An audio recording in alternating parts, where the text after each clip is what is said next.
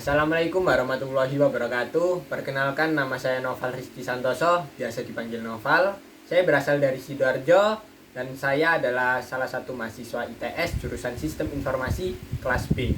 Dan di kesempatan kali ini saya akan menginterview salah satu teman saya yang bisa dibilang cukup sukses di bidangnya. Silakan perkenalan. Perkenalkan, nama saya Muhammad Tio Franstoti, biasa dipanggil Tio.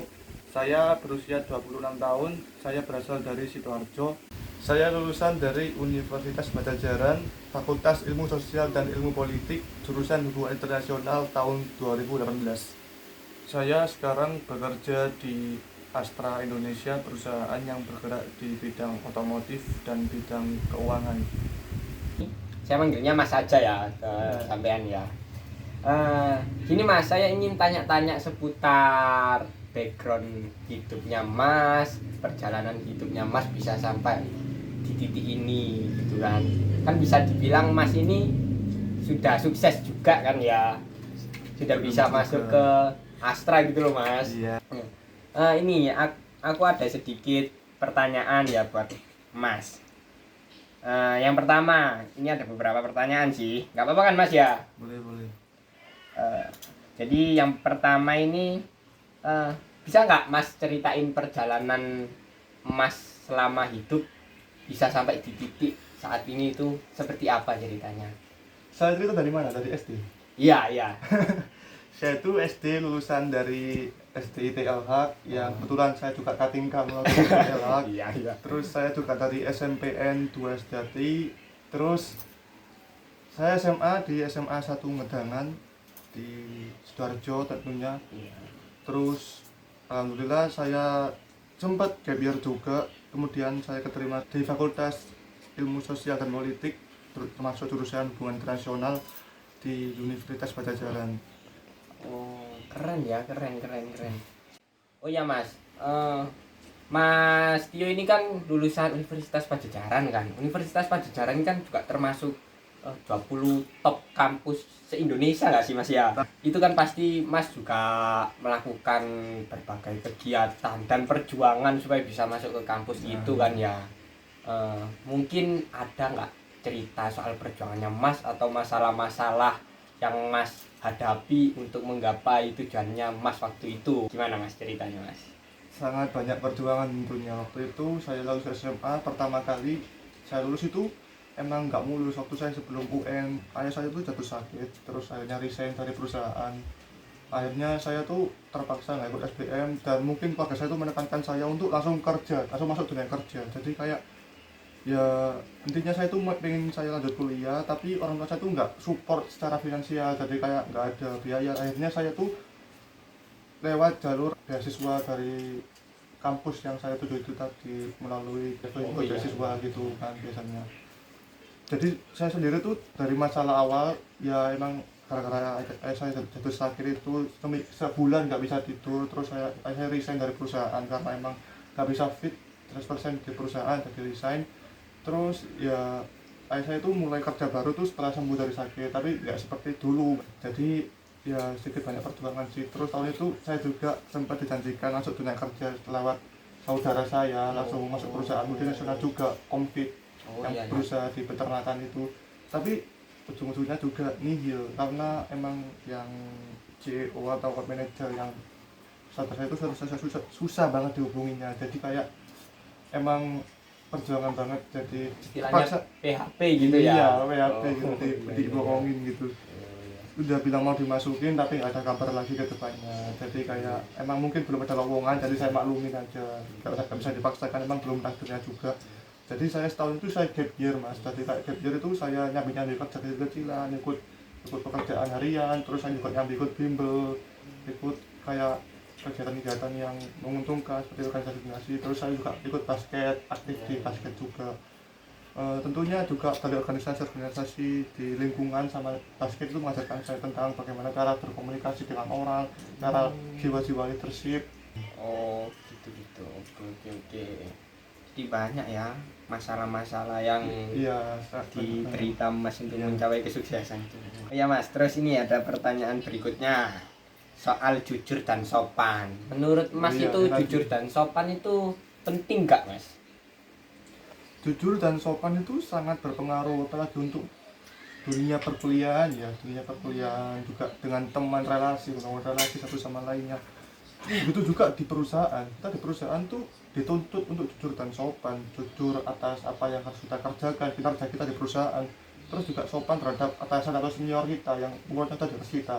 Termasuk saya kan fresh graduate masuk di perusahaan multinasional, yang saya tahu di sana tuh orangnya tuh pinter-pinter semua, bahkan untuk jenjang karir pun saya anggap susah, untuk naik ke depan itu susah banget, soalnya emang banyak di universitas dari Columbia, universitas dari USA itu banyak banget di Astra. Saya akuin emang seketat itu memang. Bahkan saya tuh nggak punya target untuk naik jabatan karena emang atasan saya tuh emang banyak dari S2, S3 dari luar negeri. Jadi saya tuh anggap saja saya tuh cuma belajar gitu, saya tuh mengambil ilmu-ilmu yang apa yang saya alami di Astra tersebut. Termasuk saat saya dulu masuk di bangku perkuliahan, saya kan sempat intern di organisasi internasional tingkat ASEAN juga. Terus saya juga pernah ikut Model United Nation di Jogja, kalau kalian tahu Join Moon namanya. Terus kalau di Bandung juga ada, pernah di Bali internasional, kayak international relation itu dipertemukan di Bali gitu, kayak acara-acara itu ya emang pakai biaya sendiri, emang dipaksa. Mungkin kalau untuk mahasiswa emang mahal kategorinya.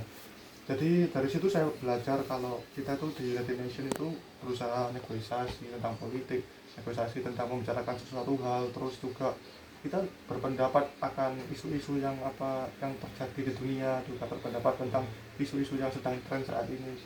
Kita di situ juga harus menghargai pendapat dengan cara sopan, terus juga kita itu saling menghargai satu sama lain, terkait jujur itu sangat berpengaruh ketika kita kegiatan sehari-hari tentunya. Terus kita tanamkan dalam prinsip kita kalau jujur itu memang sangat berpengaruh dalam keseharian kita. Kalau misal kita bohong akan satu hal itu bakal kepikiran terus, bakal membuat kita terasa overthinking lah sekarang. Kalau misalnya kita kerja terus kita berbohong pada atasan atau gini, bukannya mas juga kepikiran aku berbohong sama atasan juga, ntar ujungnya kalau ketahuan juga mas juga yang kena S1, P1, peringatan 1 namanya, citra nama sendiri juga jadi buruk kan. Terus bukannya malah enak, malah ntar jadinya malah kena kena diskors karena hal seperti itu juga. Apalagi kan kalau saya pernah teman saya yang di Astra itu korupsi gitu kan, kalau korupsi itu kan sampai di out dari perusahaan gitu. Terus untungnya bos saya tuh nggak sampai menjarain gitu, cuman secara keluargaan aja yang dikembalikan. Terus ya gitulah soalnya. Gitu ya, dampak dari jujur dan sopan itu penting ya. Harus dididikan saat mahasiswa seperti mas ini, besok masuk dunia kerja juga harus di organisasi, mas juga harus terapkan jujur sama sopan itu tadi. Oke, sekarang next ke pertanyaan berikutnya ya mas, soal hidup bersosialisasi di lingkup sehari-hari. Menurut mas itu penting gak sih? Sangat penting sekali mas, karena dampak sosialisasi bagi kita itu yang saya pelajari juga banyak banget. Sosialisasi itu bisa membangun relasi kita, terus saling menolong satu sama lainnya juga. Kalau kita saling menolong satu sama lainnya tuh kita tuh kayak diuntungkan. Saling menolong tuh ibarat orang lain yang ditolong tuh menganggap kita tuh baik. Jadi kalau kita emang butuh mereka, jadi berimbas balik pada diri kita sendiri. Jadi sejatinya manusia tuh orang yang membutuhkan sosialisasi tersebut mas. Oke, sekarang next ke pertanyaan yang terakhir mas. Dari pengalaman-pengalaman hidup yang sudah mas ceritakan, tentunya mas kan sudah melewati berbagai macam peristiwa, banyak sekali kegiatan yang mas lakukan untuk mencapai tujuan mas bisa sampai di titik ini juga kan. Nah kira-kira ada nggak pesan sepatah dua kata buat saya gitu, untuk istilahnya itu, karena saya juga masih baru di dunia perkuliahan dan juga di dunia pekerjaan gitu kan. Apa sih langkah yang baik buat saya ke depannya gitu? Untuk kedepannya ya mas, kalau emang dari maba sekarang terutama untuk mas itu kita tuh harus bisa membangun sebuah relasi dengan orang lainnya juga, bukan jadi mahasiswa yang kubu-kubu kalau kata sekarang kuliah pulang juga gitu kan.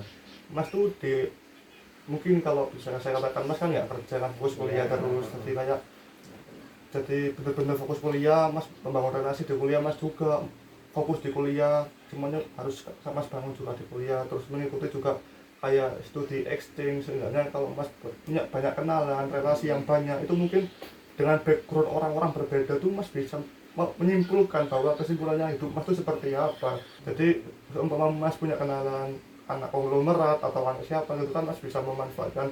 Kalau misalnya kalau dalam kata lainnya, bro saya masukin perusahaan kamu dong gini-gini kan misalnya. Kalau misalnya Mas sebagai sohib akrabnya dia kan mungkin Mas bisa ditaruh di posisi jabatan tinggi kan misalnya kalau gitu. Kalau misalnya Mas punya relasi yang banyak juga, Mas tuh kayak di info di sini ada loker, juga Mas berpengaruh ke depannya juga. Terus kayak kita tuh membangun relasi menguntungkan banget dengan diri kita, pengalaman kita itu seperti kayak kita tuh kalau Mas KKN bisa bakal kan apa namanya kayak hal seperti itu perlu diperlukan sekali dalam bersosialisasi tentunya. Oh iya iya iya iya. Dan untuk Mas tuh kayak apa ya, kalau di dunia kuliah tuh jangan pernah putus asa sama kuliahnya Mas juga. Kalau sama dosen-dosen mungkin Mas tuh harus petugas juga dengan sesuai deadline, ambis depannya juga. Jadi Mas juga jangan terlalu berlebihan, mungkin fokus bisa tapi jangan berlebihan soal kuliah dan kuliah, mungkin itu bisa membuat itu Mas nggak balance sama aktivitas Mas juga. Mas juga harus tahu apa yang terjadi ke depannya juga, membangun plan dari sekarang A, B, C, D. Kelak plan itu mungkin akan gugur satu persatu, A akan gugur, B akan gugur, dan di plan C itu juga sesuai takdir Mas juga ke depannya. Jadi Mas tuh harus bisa sebelum membangun plan itu, Mas itu harus mempersiapkan apa yang harus kita siapkan dalam plan itu tadi dari satu persatu. Kalau misalnya kita tuh build up lah istilahnya, build up dari satu, misalnya kamu mau kan SI kan ya, misalnya dari pengalaman IT lah, di situ kita tuh apa yang kamu bangun, misalnya kamu mau fokus di dunia Excel, di dunia Microsoft, itu kamu tuh engineering Microsoft kan itu juga penting sekali. Kamu bangun mulai sekarang. Kalau bisa kamu ikut organisasi yang berkaitan dengan hal tersebut, kamu menguasai hal tersebut, perusahaan bakal banyak sama kamu juga. Yang banyak berarti ya yang harus saya persiapkan dulu ya. Dan plan itu nggak harus satu, A, B, C, bahkan sampai E pun ada plan harusnya. Iya. Oke. Sungguh bagus sekali ya nasihat Mas untuk saya. Sehat ya Mas. Memang perkataannya orang sukses itu memang beda ya kalau didengar-dengar ya. Jadi cukup sekian saja interview saya dengan Mas Tio. Mungkin next time kita bisa melakukan interview lagi ya Mas ya. Nah, tentunya saya bersedia. Untuk hal yang lebih menjurus ke pekerjaan mungkin ya. Iya. Kalau begitu terima kasih banyak ya Mas ya, sudah mau menyempatkan waktunya mau diajak interview atau podcast sama saya ini ya. Sungguh bermanfaat sekali. Ya sudah kalau begitu cukup sekian interview pada kali ini. Terima kasih semuanya sudah menyaksikan. Bye bye.